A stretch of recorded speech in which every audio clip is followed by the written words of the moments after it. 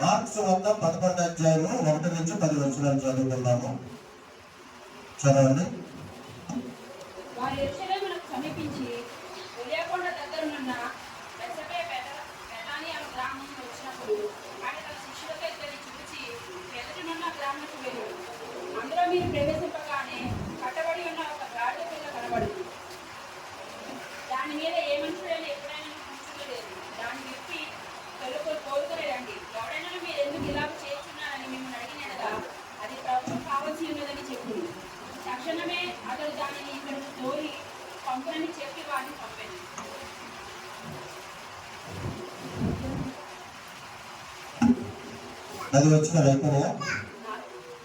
వారు వెళ్ళగా వీధిలో ఇంటి బయట తలబాకిట కట్టబడి ఉన్న గాడిద పిల్ల ఒకటి వారికి కనబడింది. దాన్ని విప్పుచున్నప్పుడు నిలిచి ఉన్న వారిలో కొందరు మీరేం చేస్తున్నారు, గాడిద పిల్లను ఎందుకు విప్పుచున్నారని వారిని అడగగా అందుకు శిష్యులు యేసు ఆజ్ఞాపించిన మాట చెప్పగా వారు పొందించారు. వారు ఆ గాడిద పిల్లను యేసునొద్దకు తోలుకొని వచ్చి తమ బట్టలు దానిపై వేయగా ఆయన దాని మీద కూర్చుండేది. అనేకులు తమ బట్టలు దాన్ని పొడుగున పరిచి కొందరు తాము పొలములలో నరికిన కొమ్మలను పరిచారు. మరియు ముందు వెదిచుండి చుండిన వారు వెనుకకు వచ్చుండి చుండిన వారును దేవు ప్రభు నేరడు వచ్చువాడు స్థుతింపబడు కాక వచ్చినని మన తండ్రి అయిన దాని మీద రాజ్యస్థింపబడు కాక. మన తండ్రి అయిన దావీదు రాజ్యము స్థుతింపబడును గాక. హల్లెలూయా.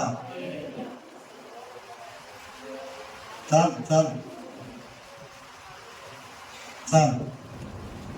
ఇది బైబిల్ గ్రంథంలో ప్రాముఖ్యమైనటువంటి గ్రంథం. ఇది 4 సువార్తల్లో కూడా ఉంటుంది. దీని సందర్భం మార్కు సువార్త 11వ అధ్యాయం 1 నుంచి 10 వచనాలు, మత్తయి సువార్త 20వ అధ్యాయం 1 నుంచి 11 వచనాలు, లూకా సువార్త 19వ అధ్యాయం 28 నుంచి 44 వచనాలు, యోహాను సువార్త 12వ అధ్యాయం 12 వచనం నుంచి 19 వచనాలు. 4 సువార్తల్లో కూడా రాయబడి ఉంటుంది ఈ గ్రంథం. ఇది ప్రాముఖ్యమైనటువంటి సందర్భం. ఇప్పుడు మనం బట్టల ఆదివారం పాము సండే అంటారు. ఈ రోజున వాళ్ళు ఏమంటారు? బట్టల ఆదివారం అంటే పాము సండే. ఇప్పుడు మనము పసుపు బుధవారం నుంచి ఈస్టర్ పండుగ వరకు 46 దినాలు.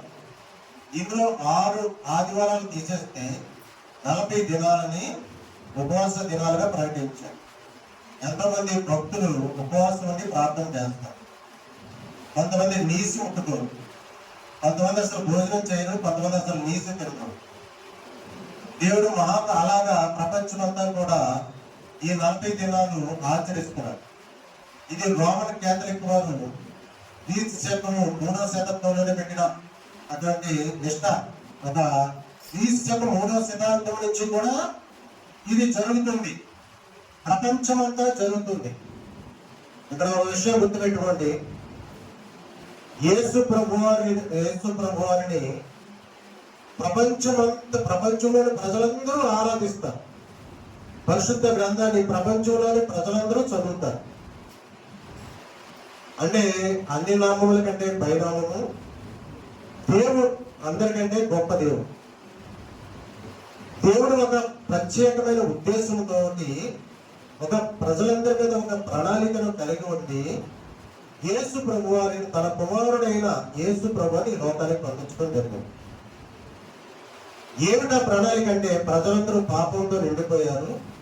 ఈ ప్రజలలో పాపం అనే రోగం ఉంది. ఈ పాపం అనే రోగంతో వాళ్ళు పట్టబడి వాళ్ళు పాపం చేసి మరి వాళ్ళ జీవితాలను నాశనం చేసుకుంటున్నారు, చనిపోతున్నారు, నరకానికి వెళ్ళిపోతున్నారు అని దేవుడు వీళ్ళందరినీ కూడా ఈ పాపం అనే రోగం నుంచి విడిపించి వీళ్ళ పరిశుద్ధులుగా మార్చి వీళ్ళని పరలోకంలోకి తీసుకువెళ్ళాలి. అంటే వీళ్ళకి నిత్య జీవాన్ని ఇవ్వాలి అని ఒక గొప్ప ఉద్దేశంతో, గొప్ప ప్రణాళికతోటి తన సొంత కుమారుడైన యేసు ప్రభువుని లోకానికి పంపడం జరిగింది. ఆయన వచ్చి ప్రజలందరి పాపాలను ఆయన మీద వేసుకుని ఆయన శరీరం మీద శిక్షను భరించి ఆయన సమాధి చేయబడి తిరిగి లేచి ఆరోహణై తండ్రి దగ్గరికి వెళ్ళిపోయాడు. ప్రజలందరి కోసం ఒప్పుకున్నవారు ఒప్పుకునేవారు అందరి పాపాల కోసం చనిపోయాడు యేసు ప్రభు. అయితే ఈ విషయం అందరికీ తెలియదు. తెలుసుకున్న వారిని తెలియని వారికి చెప్పమని చెప్తున్నాడు ఇక్కడ దేవుడు. అదే సువార్త. ఏం చెప్పాలి? ఒక మనిషి మన పచ్చబడి యేసు ప్రభు మీకు తెలుసా? ఆయన ఎరుగుదరా లేదు. ఈ కోసం యేసు ప్రభు చనిపోయాడన్న సంగతి మీకు తెలుసా? మీ పాపాల కోసం యేసు ప్రభు వారు చనిపోయారండి. ఆ దేవుడిని మీరు తెలుసుకున్నారా? తెలుసుకోండి. ఒకసారి బైబిల్ చదవండి. ఎందుకంటే మీ కోసం చనిపోయిన దేవుడు ఎవరో మీరు తెలుసుకోవాలనే ఉద్దేశం అని మనం వాళ్ళకి తెలుసుకోండి అని మనం వాళ్ళకి చెప్పాలి. అది సువార్త. అందుకనే యేసు ప్రభు ఈ లోకానికి రావడము, మరి 30 సంవత్సరాల వయసులో భూమి మీద నరపుత్రుడిగా జన్మించటము, 30 సంవత్సరాల వయసు వచ్చేసరికి బాప్తిస్మం ఇచ్చే యోహాను దగ్గరికి వెళ్ళి మరి ఆయన బాప్తిస్మం తీసుకోవడము, 3.5 సంవత్సరాలు పరిచర్య చేయటము. పరిచర్య ఎలా చేశాడు? ఆయన తలవాల్చుకుంటేనే చోట్లేక, అంటే ఒక ఇంట్లోకి వెళ్ళి హాయిగా పడుకోలేదు, బెడ్ మీద పడుకోలేదు, రెస్ట్ తీసుకోలేదు. తలవాల్చుకుంటేనే చోట్లేక ఆయన కాలి నడకతో యోదయ సమరయ గలిలయ ప్రాంతాలన్నీ కూడా తిరిగి రాత్రంతా ప్రార్థన చేసి పగలంతా పరిచయం చేసి రోగులను చూసి కనికరపడి స్వస్థపరిచి అద్భుతాలు చేసి ఆశ్చర్యకార్యాలు చేసి సూచక్రియలు చేసి మహత్కార్యాలు ఎన్నో చేసి కొండ మీద ప్రసంగం చేసి ఆజ్ఞల గురించి చెప్పించి ధర్మశాస్త్రాన్ని నెరవేర్చి ధర్మశాస్త్రం యొక్క శిక్షల నుంచి మనల్ని విడిపించి ఆయన ఒక గొప్ప శిలువ కార్యం, అంటే ఆ సమయం సమీపించినప్పుడు శిలువను తమను అప్పగించుకుని ఆ శిలువను మరణించడము, చనిపోవటము, సమాధి చేయబడము, తిరిగి లేవటము, ఆరోహణమై తిరిగి లేచిన తర్వాత 40 దినాలు తనను తాను కనపరుచుకుని శిష్యులకు కనపడి ఆయన ఇదిగో నేను చనిపోయాను కానీ బ్రతికే ఉన్నాను, ఇదిగో నా శరీరము, నేను భూతాన్ని కాదు, నేను దెయ్యాన్ని కాదు, ఇదిగో నేను సజీవుని అయ్యాను, ఇదిగో నేను మీ మధ్య ఉంటాను అని దేవుడు శిష్యులకు తమను తాము కనపరుచుకుని 40 దినాలు కనపరుచుకుని ఆ తర్వాత తండ్రి బుద్ధిపరచడానికి వెళ్ళిపోయాడు. అక్కడి నుంచి మళ్ళీ పరిశుద్ధాత్మ దేవుడిగా సత్య స్వరూపేమ ఆత్మగా మన మధ్యలోకి వచ్చాడు. ఇప్పుడు మనతో ఉన్నాడు, మనలో ఉన్నాడు, మనల్ని నడిపిస్తున్నాడు, మనకి సహాయం చేస్తున్నాడు దేవుడు. అది యేసు ప్రభుని నమ్ముకుంటే మనకి కలిగే ఒక గొప్ప మేలు ఏంటంటే రక్షణ అనేది మనకు వస్తుంది ఫస్ట్. తర్వాత దేవుడు పరిశుద్ధాత్మ దేవుడిని మన హృదయాల్లోకి వచ్చి చెడుతనం పట్ల అసహ్యం కలిగిస్తాడు, మన మనస్సాక్షిని శుద్ధి చేస్తాడు, పాపముల గురించి నీతిని గురించి తీర్పుల గురించి ఒప్పిస్తాడు. ఆ చెడు చేయొద్దు, ఆ పాపం చేయొద్దు అనే మనస్సు కలగజేస్తాడు దేవుడు. అప్పుడు ఏం చేస్తారు? పాపంలో చిక్కుపడకుండా ఉంటారు, పాపం చేయకుండా ఉంటారు. చూడండి, ఈరోజు ఎంతమంది పాపం చేసి చిక్కుపడిపోతున్నారు, ఎంతమంది పాపం చేసి జైలు పాలైపోతున్నారు, ఎంతమంది పాపం చేసి చనిపోతున్నారు, ఎంతమంది యాక్సిడెంట్లు పాలైపోతున్నారు, ఎంతమంది ప్రమాదాలు బారిన పడి చనిపోతున్నారు.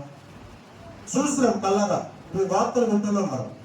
అయితే దేవుడిని కలిగి ఉంటే ఆ ప్రమాదాల నుంచి దేవుడు తప్పిస్తాడు, యాక్సిడెంట్ నుంచి దేవుడు తప్పిస్తాడు, అనారోగ్యం నుంచి దేవుడు తప్పిస్తాడు. అది అందుకనే దేవుడు ఈ లోకానికి వచ్చాడు. యేసు ప్రభు ఈ లోకానికి ఎందుకు వచ్చాడంటే ప్రజలను పాపం నుంచి విడిపించి పరిశుద్ధులుగా మార్చి వాళ్ళని ఈ భూమి మీద జీవించినంత కాలం వాళ్ళు పాపం నుంచి విడిపించబడిన వారై పరిశుద్ధంగా జీవించిన తర్వాత పరలోకం వెళ్ళిపోయి మరణం నుంచి తప్పించుకుని నిత్య జీవంలోకి ప్రవేశించడానికి దేవుడు ఒక గొప్ప ప్రణాళికతో ఈ లోకానికి వచ్చాడు. వస్తూ ఆయన పరిచర్య ముగించుకునే సమయం దగ్గర వచ్చేసింది. ఆయన యెరూషలేము సమీపానికి వచ్చేసాడు. బేతనియ, బేత్పగే అనే గ్రామాల దగ్గరికి వచ్చాడు. ఈ బేతనియ, బేత్పగే అనే గ్రామము యెరూషలేమునకు తూర్పు వైపుగా ఉంది. కేవలం 3 కిలోమీటర్లు మాత్రమే ఉంది, 1.5 మైలు మాత్రమే ఉంది. అక్కడికి చేరుకున్నాడు దేవుడు. శిష్యులతో అన్నాడు, అదిగో మీరు ఆ గ్రామానికి వెళ్ళండి, అక్కడ కట్టబడిన ఒక గాడిద ఉన్నది, దాన్ని విప్పి తోలుకుని రండి. ఎవరైనా అడిగితే ఇది ప్రభువుకు అవసరమై ఉన్నది అని వాళ్ళకి చెప్పండి అని చెప్పి శిష్యుల్ని పంపించాడు. అంటే దేవుడు భవిష్యత్తును చూస్తాడు, జరగబోయేది దేవుడికి తెలుసు. అక్కడ గాడిద ఉన్నది, అక్కడ కట్టబడి ఉన్నది అన్న సంగతి దేవుడికి తెలుసు. ఆ కట్టబడి ఉన్న గాడిద ఉన్న గ్రామానికి దగ్గరగా వచ్చి శిష్యులకు చెప్పి పంపించాడు దేవుడు. అంటే భవిష్యత్తును చూసే దేవుడు. మనం కూడా దేవుని ఆత్మను కలిగి ఉంటే మనం కూడా భవిష్యత్తును చూస్తాం. జరగబోయేది మనకు తెలిసిపోతుంది, కళల ద్వారా తెలిసిపోతుంది, దర్శనాల ద్వారా తెలిసిపోతుంది. చెప్పేవాళ్ళు ఎంతమంది ప్రవక్తలు ఉన్నారు. ఏ గవర్నమెంట్ వచ్చారో చెప్పేస్తారు, ఈ భూమి మీదకి ఏం సంభవించబోతున్నాయో చెప్పేస్తారు. ఎందుకంటే దేవుడి ఆత్మ వాళ్ళకి తెలియపరుస్తుంది, దేవుడి ఆత్మ వాళ్ళకి బయలుపరుస్తుంది. అదనమాట. అయితే మనం భస్మ బుధవారం నుంచి 40 దినాలు పండుగ, అప్పుడు ఎక్కడికి వచ్చాం, భస్మ దినాలను దాటి బట్టల ఆదివారానికి చేరుకున్నాం. ఇప్పటికీ 38 రోజులు గడిచాం. ఇంకా 7 దినాల్లో మనం ఈ పండుగ దినాలు సంపూర్తి చేసుకుంటాం. మధ్యలో ఈస్టర్, శుభ శుక్రవారం గుడ్ ఫ్రైడే వస్తుంది, ఆదివారం ఈస్టర్ తోటి ముగిస్తుంది. 46 దినాలు. అయితే ఇక్కడ ఒక ప్రాముఖ్యమైన విషయం కూడా నేను చెప్తాను. ఈ 46 భస్మ బుధవారాన్ని ఎలా నిర్ణయిస్తారు? ఇప్పుడు పౌర్ణమి దగ్గరగా ఈస్టర్కి ముందు పౌర్ణమి వస్తుంది. పౌర్ణానికి ముందు వచ్చే బుధవారాన్ని భస్మ బుధవారంగా నిర్ణయిస్తారు. ఆ రోజు నుంచి ఈస్టర్ దినం వరకు ఎన్ని దినాలు ఉంటే అన్ని దినాలను లెక్కించి శ్రమ దినాలుగా ప్రకటిస్తాం. అందులో ఆదివారాలు తీసేస్తే 40 దినాలు సరిపోతాయి కరెక్ట్. పౌర్ణమికి ముందు వచ్చే బుధవారం నుంచి ఈస్టర్ వరకు 46 దినాలు కానీ 45 కానీ, అంటే ఆదివారాలు తీసి 40 దినాలు సరిపోయేటట్టుగా నిర్ణయిస్తాం. శుక్రవారం కనుకుంటే నేను ఇంతవరకు నేను ఉపవాసం ఉండగలిగేవాట. అది లేకుండా చేశాడు దేవుడు. నాకు ఆ బలవ శక్తి నాకు ఇచ్చాడు. షుగర్ అయితే ఉంది నా ఒంట్లో, షుగర్ ఉంది. అయితే ఆ షుగర్ నన్ను ఏం చేయకుండా చేశాడు దేవుడు. హల్లెలూయా. పాస్టర్లకి ఏమో నరాలు వీక్నెస్ ఉంది. ఆవిడ నా నరాలను గొడవపెడుతుంది. ఏం పర్వాలేదు, ప్రార్థన చేయి, దేవుడు నిలబెడతాడంటే ఆవిడ కూడా ఉంది కొనమాట. దేవుడు నిలబెట్టేశాడు దేవుడు. ఆ రీతిగా మేము దేవుడి కృపను బట్టి ఉండగలిగాము. ఇంకొక వారం రోజులు రేపటి నుంచి ఆ శనివారం వరకు ఉంటే 40 దినాలు ఆచరించాక దేవుడు మహాకృపను బట్టి మాది బాధ్యత వచ్చాయి. అదే ఉండాలి అని దృఢమైన మరి మనం ఒక తీర్మానం చేసుకుని ఉండాలి అని బలంగా అనుకున్నప్పుడు మనం ఉండగలుగుతాం. తెల్లవారుజాము 4ంటికి లెగాలి అంటే లేస్తాం, లేకూడదు అనుకుంటే లేక లెగాలి అనుకుంటే టైంకి మెలుగు వస్తుంది, లేస్తాము, ప్రార్థన చేస్తాం. అట్లాగనమాట. అంటే బలంగా అనుకోవాలి, అనుకున్నప్పుడు అది జరుగుతుంది. మేము అనుకున్నాం కాబట్టి ఉండగలిగాం. దేవుని స్తోత్రం కనుక. అయితే ఇప్పుడు మనం ఎక్కడికి వచ్చాము? ఇప్పుడు ఆ కట్టబడి ఉన్న గాడిద తోలుకుని ఎందుకు రమ్మన్నాడు దేవుడు? ఆ గాడిద మీద ఆయన కూర్చుంటాడు. ఇంతవరకు ఆ గాడిద మీద ఎవరు కూర్చోలేదు. అది దేవుడి కోసమే దాన్ని పెంచారు, ప్రభు కోసమే దాన్ని పెంచారు. ఆ గాడిద మీద ప్రభు కూర్చుని యెరూషలేము వెళ్తారు. 3 కిలోమీటర్లు ప్రయాణం చేస్తారు. ప్రజలందరూ కూడా తమ బట్టలు పరిచి ఖర్జూరపు వృక్షాలను పట్టుకుని, ఖర్జూరం మన వాళ్ళు ఈత కొమ్మలు తెచ్చి పెట్టుకుంటారు. ఖర్జూర వృక్షం దొరకని ఈత కొమ్మలు తెస్తారు. వాస్తవానికి ఈత కొమ్మలు కాదు పట్టుకోవచ్చు, ఖర్జూరపు వృక్షం యొక్క మట్టలు పట్టుకొని వాళ్ళు ఆ రోజు ఊరేగించారు. హోసన్నా జయము, హోసన్నా జయము అని ఒక గుంపు ఆయన ఊరేగించుకుంటా వెళ్ళింది. యెరూషలేము నుంచి ఒక గుంపు మళ్ళీ వాళ్ళకి ఎదురొచ్చింది. ఇటో గుంపు అటో గుంపు. దేవుడు జయ జయ గోణాలతో యెరూషలేము జయము, హోసన్నా జయము, దావీదు కుమారుడి పేరుతో వచ్చే వారికి ప్రభు పేరట జయము, సర్వోన్నత కుమారుడు స్తుతింపబడను గాక, దావీదు కుమారుడు స్తుతింపబడను గాక, హోసన్నా జయము, హోసన్నా జయము అని వాళ్ళ ఊరేగింపుతోటి ఆయన యెరూషలేములోకి జయప్రవేశం చేశాడు. యెరూషలేములోకి జయప్రవేశం చేసి అక్కడ పరిసరాలన్నీ కూడా ఆయన పరిశీలించి ఆయన ఆ రోజు ప్రవేశించడం జరిగి ఆ తర్వాత ఈ సంఘటన మరి కట్టబడిన గాడిదని దేవుడు ఎన్నుకున్నాడు అనేది ఒక క్వశ్చన్ మనకు రావాలి. ఖర్జూరపు బట్టల్లో ఎందుకు పట్టుకున్నారు అనే క్వశ్చన్ కూడా మనకి రావాలి. హోసన్న జయము, సర్వోన్నత కుమారుడ జయము, దావీదు కుమారుడ జయము అని ఎందుకు ప్రజలు స్తుతించారు అనే క్వశ్చన్ కూడా మనకి రావాలి. ముందుగా మనం గాడిద గురించి చెప్పుకుంటే, వాస్తవానికి గాడిద అపవిత్రమైన జంతువు. గుర్తుపెట్టుకోండి, దేవీ కాలంలో వ్రాయబడి ఉంటాయి ఏవి పవిత్రమైనవి, ఏవి అపవిత్రమైనవి. ఈ అపవిత్రమైన జంతువుల్లో వ్రాయబడిన జంతువు గాడిద. అంటే దానికి డెక్క రెండుగా చీలి ఉండదు, ఒక డెక్కే ఉంటుంది. డెక్క ఒకటే ఉన్నదని తినకూడదని దేవి కాలంలో దేవుడే చెప్పాడు. డెక్క రెండుగా చీలిపోవాలి, దాన్ని తినొచ్చు. డెక్క రెండుగా చీలిపోతే దాన్ని తినొచ్చు. ఇక్కడ దేవుడి దృష్టిలో అపవిత్రమైనది గాడిద. దేవుడు అపవిత్రమైన జంతువుని ఎన్నుకున్నాడు. అంటే దేవుడికి అసాధ్యమైనది లేదు కాబట్టి, ఆయనకి సమస్తము సాధ్యం కాబట్టి అపవిత్రమైన దాన్ని పవిత్రంగా మార్చుకొని ఆ గాడిద మీద ఆయన దీనుడై దీన మనస్సు కలిగి ఆ యెరూషలేములో ప్రవేశించడానికి, ఆ దీనత్వానికి గుర్తుగా, దీన మనసుకు గుర్తుగా గాడిదని ఎన్నుకున్నాడు దేవుడు. అది అయితే ఎందుకు గాడిద మీద వెళ్ళాలి మరి? గుర్రంగా వెళ్ళొచ్చు కదా, దున్నపోతులు కూడా వాహనాలుగా వాడుకునేవారు, దున్నపోతు మీద వెళ్ళొచ్చు కదా. గాడిదని ఎందుకు వాడుకున్నాడు దేవుడు? ఇక్కడ ప్రవచనం కూడా ఉంది. శక్రయ 9:9 చదవండి.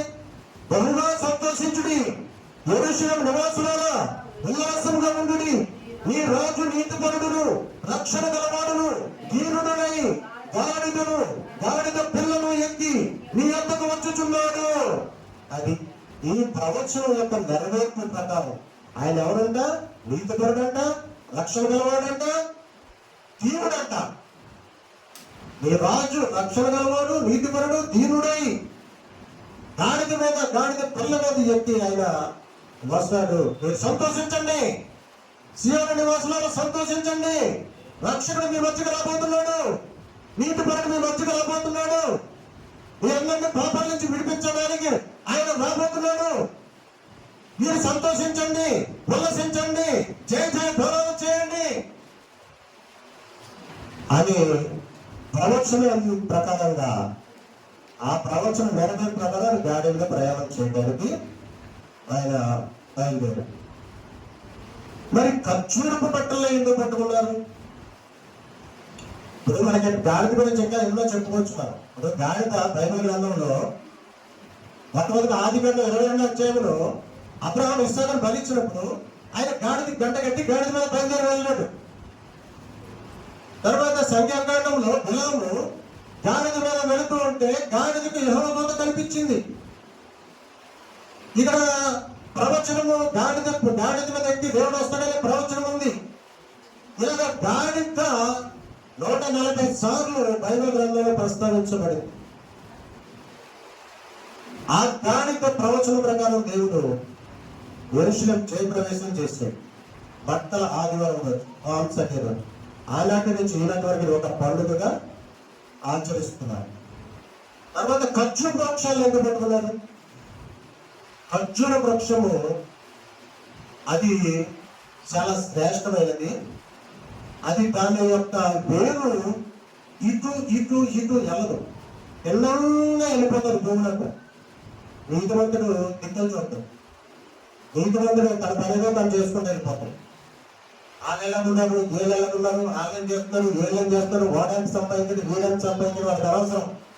నీతిపరుడికి అనవసరం. నీతిపరుడు తన పనిగా తాను చేసుకుంటాడు, సూటిగా ముందుకెళ్ళిపోతాడు, దిక్కులు చూడటం. ఎవరు దిక్కులు చూస్తారంటే అదేంటి ముద్దలు, పాపులు, దుర్మార్గులు, దుష్టులు, చెడుతనాన్ని ప్రేమించేవాళ్ళు, ఏదో సుఖం కోసం, అల్పకాల భోగం కోసం, శరీర సుఖం కోసం మనుషులేక చూస్తాం. లేకపోతే డబ్బు అన్యాయంగా డబ్బు సంపాదించుకోవాలని డబ్బు వైపు చూస్తాం. ఇవన్నీ రకరకాలన్నీ ఉంటాయి. కానీ నీతిమంతుడికి ఒకటే మార్గం ఉంటుంది, అది తిన్నని మార్గం. ఆ ఖర్జూర వృక్షం తిన్నగా అయిపోతుంది వేరు, అది శ్రేష్టమైనది. అందుకని ఖర్జూర వృక్షాన్ని ఎన్నుకున్నాడు. ఆ ఖర్జూర వృక్షం యొక్క మట్టను పట్టుకుని దేవుడు ఊరేగించాడు. ఈ రోజుకి కూడా ఖర్జూర వృక్షాన్ని తెలిసినందుకు దాని ఇంగ్లీష్ లో డేట్స్ అంటారు. ఖర్జూరాలు అమ్ముతారు కదా, ప్యాకెట్లు పెట్టి అమ్ముతారు. అది ఆరోగ్యానికి ఎంతో మంచిది. ఖర్జూరం తింటే ఆరోగ్యానికి చాలా మంచిది. బైబిల్లో వ్రాయబడిన ఏదైనా సరే మంచిది, గుర్తుపెట్టుకోండి. ఇప్పుడు జల్దర వృక్షం అని రాసి, జల్దర పండు అని రాసి, అది ఏంటది? యాపిల్.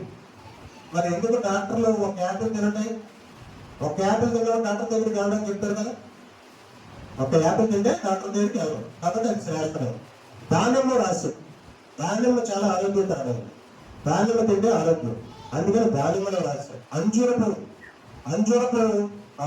అంజూరపు పళ్ళు ఉంటాయి కదా, అది కూడా చాలా శ్రేష్టమైనది. అలాగే ఖర్జూరం కూడా చాలా శ్రేష్టమైనది.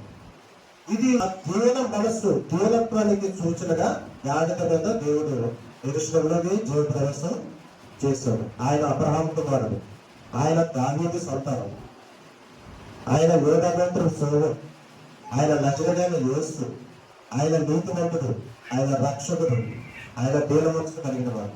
ప్రజలను పాపాల నుంచి విడిపించుకుంటూ లోకానికి వచ్చి ప్రజలందరి పాపాలను తల మీద వేసుకొని శిక్షను అనుభవించి ఆయన చనిపోయి సమాజం తిరిగి లేచి ఆధారణ పరిశుద్ధాత్మ దేవుడిగా మా మధ్యలోకి వచ్చాయి. ఎవరు ఆయన ఒప్పుకుంటారో వాళ్ళ పరిశుద్ధాత్మ వరం పొందుకుంటారు. ఆయన రక్షణ భాగ్యం పొందుకుని పరిశుద్ధాత్మ వరం పొందుకుంటే, ఎప్పుడైతే పరిశుద్ధాత్మ వరాన్ని మనం పొందుకుంటామో మనం ఇంకా పాపం చేయము.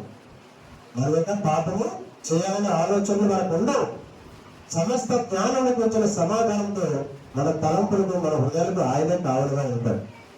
అసహ్యం చెడుతనం వల్ల అసహ్యం కలిగిస్తాడు, మనస్సాక్షి శుద్ధి చేస్తాడు, పాపం గురించి, నీతిని గురించి, తీర్పుల గురించి వర్తిస్తాడు. అందుకనే ఆయన ప్రియులుగా తనంతాను శిలువకు అప్పగించుకున్నాడు. తనంతాను శిలువకు అప్పగించుకుని చనిపోయాడు. ఎవరు ఆయన శిలువకి, ఎవరు ఆయన చంపలేరు, ఎవరైనా శిలువ వేయలేరు. ఆయన దేవుడు కుమారుడు, ఆయన సర్వోన్నతుడు. ఆయన ఎందుకంటే లేఖనాల ప్రకారం లేఖనాలు నెరవేర్చబడాలి. లేఖనాలు నెరవేర్చడానికి ఆయన వచ్చాడు, ధర్మశాస్త్రాన్ని నెరవేర్చడానికి ఆయన వచ్చాడు, ధర్మశాస్త్రం శిక్ష నుంచి విడిపించడానికి వచ్చాడు, నశించని దాన్ని వెతికి రక్షించడానికి వచ్చాడు, అనేకులకు ప్రతిగా విమోచన క్రైతవాలను వెల చెల్లించడానికి వచ్చాడు, లోకపాతాన్ని మోసిపోవడానికి వచ్చాడు. అటువంటి గొప్ప దేవుడు మన హృదయాల్లోకి రావాలంటే ఆయనను ఒప్పుకోవాలి. ప్రభువా నన్ను క్షమించి నా హృదయంలోకి వచ్చి నాతో ఉండండి, ఇక నేను ఏ పాపం చేయను, నేను నీతో ఉంటాను, నీతో స్నేహం చేస్తాను. అయ్యా నన్ను మీలో నిలబెట్టుకోండి, నన్ను మీలో నిలబెట్టుకోండి, నన్ను పల్లింప చేయండి, నా కుటుంబాన్ని కాపాడండి, నా పిల్లలను కాపాడండి అని ప్రార్థన చేసుకుంటే దేవుడు తప్పక మీకు సహాయం చేస్తాడు. మహాపరిశుద్ధుడు